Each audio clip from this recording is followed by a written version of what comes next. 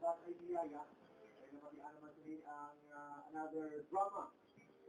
One of the 36 dramas, mga puso, ang bibigyan sa inyo. Kada hapon, sa ito sa mga programa o Plan 2023, para nga may inibalo ko mga puso. Ano sila ang mga maayo ngayong muon na pareho sa kaso sila isang typhoid fever. Ano sila ang origin sa balatian, paano i-manage, at the same time, paano maligawan mga puso nga matabo pa iniliwat. So, very clear naman ang presentation, din naman kinahanglan din na iliwat tondo sa inyo, no? So, what we will be having another drama para sa mga puso sa gihapon sa aton mga puso ng mga tagpalamati.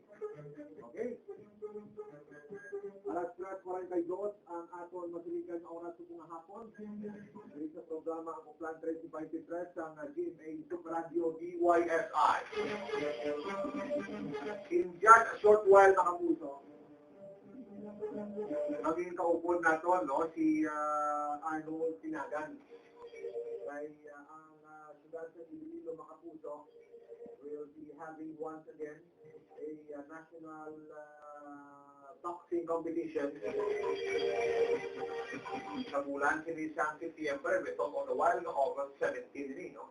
Actually, September just siya, ang national event kini mga puso na ang mga boksingero sa bilog magpong sa Pilipinas dili mga kitanay sa may siyudad sa Iloilo under ALA Promotions with special participation sa Tinagan School of Martial Arts dito sa may siyudad sa Iloilo, and hopefully ang ato sila nga istasyon ang RGMA Iloilo